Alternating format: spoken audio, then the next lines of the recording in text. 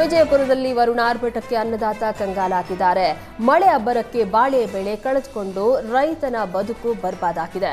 ವಿಜಯಪುರದಲ್ಲಿ ಜುಮನಾಳ ಗ್ರಾಮದಲ್ಲಿ ವರುಣನ ಅಬ್ಬರಕ್ಕೆ ಬಾಳೆ ಗಿಡಗಳು ನೆಲಕ್ಕಚ್ಚಿದೆ. 50,000 ಖರ್ಚು ಮಾಡಿ ರೈತ ಆನಂದ್ ಬಾಳೆ ಗಿಡವನ್ನ ಬೆಳೆಸಿದ್ರು. ಒಂದು ವೇಳೆ ಪೂರ್ವ ಮುಂಗಾರು ಬರದೇ ಇದ್ದಿದ್ರೆ 2 ಲಕ್ಷ ಲಾಭದ ನಿರೀಕ್ಷೆಯಲ್ಲಿದ್ರು. ಆದರೆ ಇದೀಗ ಮಳೆಯಿಂದಾಗಿ ಕೈಗೆ ಬಂದ ತುತ್ತು ಬಾಯಿಗೆ ಸಿಗದಂತಾಗಿದೆ. ಉಡುಪಿ ಜಿಲ್ಲೆಯಲ್ಲಿ ಅತಿ ಹೆಚ್ಚು ಮಳೆ ಕಾಪು ತಾಲೂಕಿನಲ್ಲಿ ಆಗಿದೆ. ಮಳೆ ರಭಸಕ್ಕೆ ಕಾಳಿಕಾಂಬಾ ದೇವಸ್ಥಾನದ ಪ್ರಾಂಗಣ ಮತ್ತು ಸಭಾಂಗಣದ ಸುತ್ತಮುತ್ತ ನೀರು ನುಗ್ಗಿದೆ. ಮಳೆಯ ನೀರಿನಲ್ಲಿ ಬ್ರಹ್ಮೋಪದೇಶ ಕಾರ್ಯಕ್ರಮ ನಡೆದಿದೆ. ನೆರೆಯ ನೀರಿನಲ್ಲಿ ನಿಂತು ಕುಳಿತು ಕಾರ್ಯಕ್ರಮದಲ್ಲಿ ಕುಟುಂಬಸ್ಥರು ಆಪ್ತರು ಭಾಗಿಯಾಗಿದ್ದರು.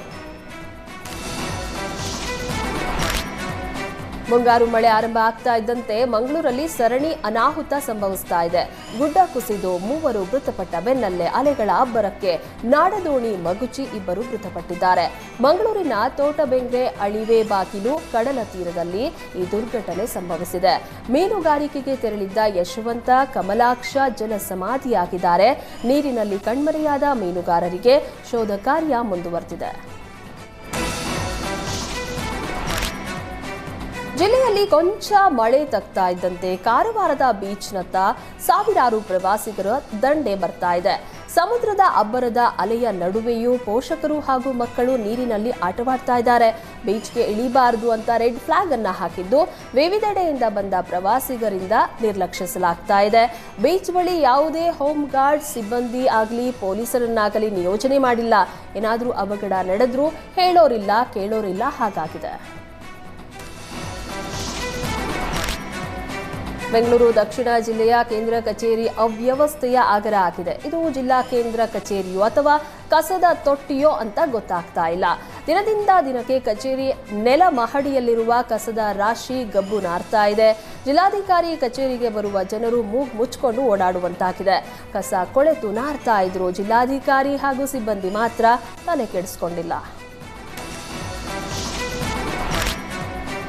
ಬೆಂಗಳೂರು ನಿವಾಸಿಗಳಿಗೆ ಗುಂಡಿ ಗಂಡಾಂತರ ಮಾತ್ರ ತಪ್ತಾ ಇಲ್ಲ. ಸಿಲಿಕಾನ್ ಸಿಟಿ ರಸ್ತೆಗಳಲ್ಲಿ ದಿನದಿಂದ ದಿನಕ್ಕೆ ಗುಂಡಿಗಳು ಹೆಚ್ಚಾಗುತ್ತಲೇ ಇವೆ.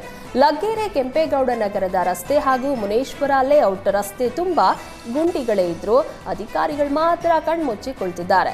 ಮಳೆ ನೀರು ನಿಂತ್ರೆ ಗುಂಡಿ ಯಾವುದು ರಸ್ತೆ ಯಾವುದು ಅನ್ನೋದೇ ಗೊತ್ತಾಗಲ್ಲ. ಕಳೆದ 7 ವರ್ಷದಿಂದ ಈ ನಗರದ ನಿವಾಸಿಗಳ ಪಾಡು ಕೇಳತೀರದಂತಾಗಿದೆ. ಪಾಲಿಕೆ ಅಧಿಕಾರಿಗಳಿಗೆ ಗುಂಡಿ ಮುಚ್ಚುವಂತೆ ದೂರು ನೀಡಿದ್ರು ಯಾವುದೇ ಪ್ರಯೋಜನ ಆಗಿಲ್ಲ. ಚಿರತೆ ಆಯ್ತು, ಮಂಡ್ಯದಲ್ಲೀಗ ಮೊಸಳೆ ಕಾಟ ಶುರುವಾಗಿದೆ. ಚಿಕ್ಕಯರನಹಳ್ಳಿ ವಿಸಿ ನಾಲೆಯಲ್ಲಿ ಮೊಸಳೆಗಳು ಪತ್ತೆಯಾಗಿದ್ದು ಗ್ರಾಮಸ್ಥರು ಭಯಭೀತರಾಗಿದ್ದಾರೆ. ಮಂಡ್ಯದ ಚಿಕ್ಕಯರಹಳ್ಳಿಯ ನಾಲೆಯಲ್ಲಿ ಕಳೆದ 10 ದಿನಗಳಿಂದ ಭಾರೀ ಗಾತ್ರದ ಮೊಸಳೆಗಳು ಬೀಡು ಬಿಟ್ಟಿವೆ. ಮೊದಲೆಲ್ಲ ಇದೇ ಹಳ್ಳದಲ್ಲಿ ಪಾತ್ರೆ ಬಟ್ಟೆಯನ್ನ ಮಹಿಳೆಯರು ತೊಳಿತಾ ಇದ್ರು.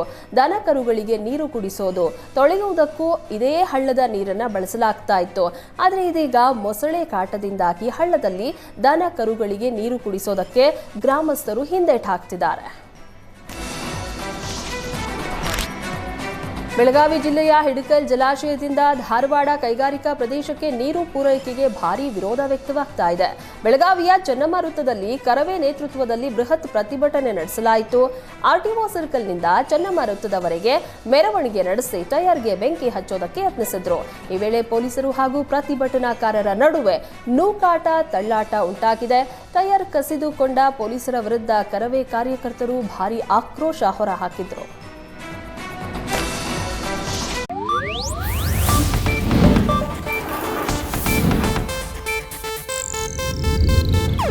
ಇದು ಏಷ್ಯಾನೆಟ್ ನ್ಯೂಸ್ ನೆಟ್ವರ್ಕ್ ಪ್ರಸ್ತುತಿ.